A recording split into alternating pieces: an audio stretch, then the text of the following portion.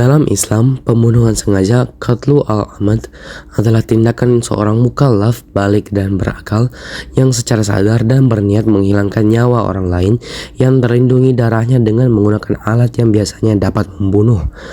Pembunuhan ini merupakan dosa besar yang memiliki konsekuensi berat bagi pelaku, termasuk hukuman qisas, balasan setimpal, diat, denda, serta dampak sosial dan spiritual, seperti terhalangnya hak waris dan kewajiban tobat.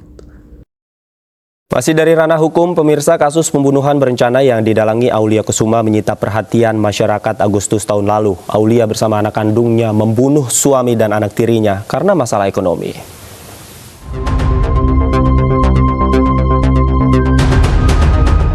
Kasus pembunuhan yang diotaki seorang istri di Lebak Bulus, Jakarta menyita perhatian masyarakat pada Agustus 2019.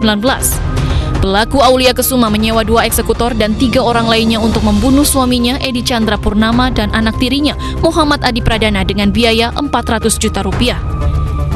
Aulia yang menjadi dalang pembunuhan mengakhiri hidup suami dan anak tirinya dengan memasuki obat tidur dan alkohol ke dalam jus tomat yang rutin dikonsumsi korban.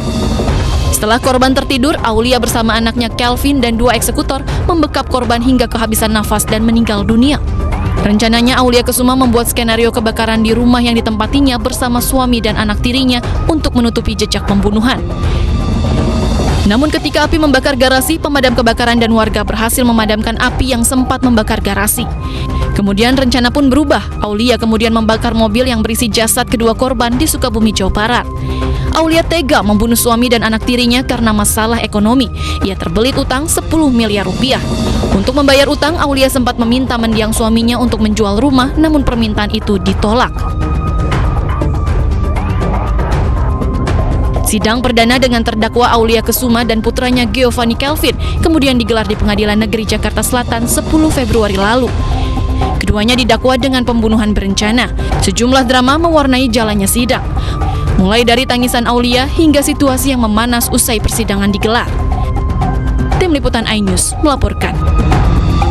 Nah, setelah melihat video barusan, dalam kasus tersebut ada beberapa faktor yang menyebabkan terjadinya pembunuhan.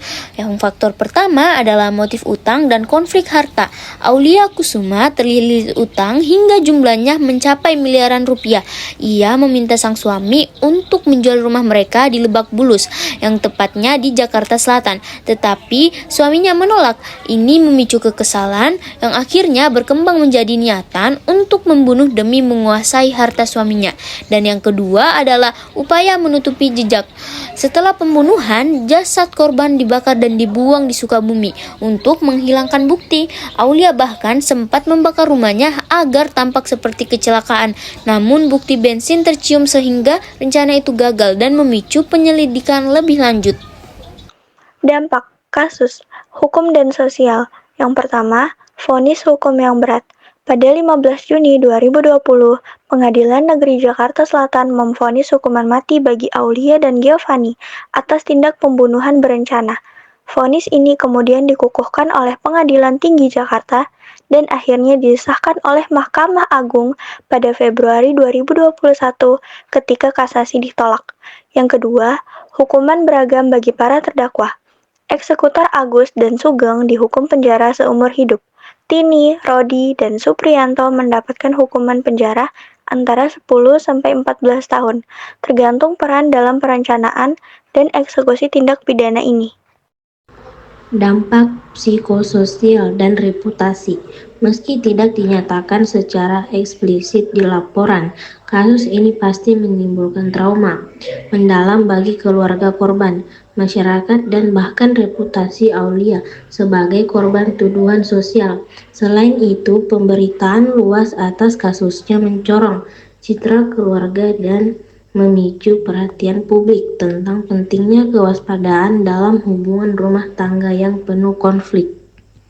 Oleh karena itu, dalam Quran Surah Al-Maidah ayat 32 yang berbunyi, barang siapa membunuh seorang manusia bukan karena orang itu membunuh orang lain, atau bukan karena membuat kerusakan di muka bumi, maka seakan-akan dia telah membunuh manusia seluruhnya. Dan barang siapa yang memelihara kehidupan seorang manusia, maka seakan-akan dia telah memelihara kehidupan manusia seluruhnya.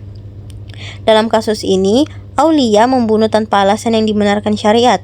Aulia membunuh suami dan anak tirinya bukan karena kisos atau karena korban membuat kerusakan di muka bumi, melainkan karena motif harta dan utang. Hal ini sesuai dengan larangan tegas dalam ayat, membunuh tanpa alasan yang sah sama saja dengan membunuh seluruh umat manusia. Yang kedua, dosa besar dan perusakan tatanan sosial. Al-Quran memandang pembunuhan sebagai kejahatan kemanusiaan yang merusak bukan hanya korban, tapi juga meresahkan masyarakat luas. Kasus ini nyata menimbulkan trauma keluarga korban, keresahan masyarakat, dan menunjukkan betapa satu tindak pembunuhan yang dapat menciptakan dampak sosial yang luas. Dan yang ketiga, pesan moral dari ayat. Ayat ini menekankan nilai suci kehidupan manusia. Jika saja pelaku memahami dan menghayati pesan Al-Maidah ayat 32, mestinya ia mencari solusi lain, misalnya berdamai, bekerja keras, atau menempuh jalur hukum, bukan memilih jalan singkat dengan menghilangkan nyawa orang lain. Baik, mungkin itu saja pemaparan materi dari kami.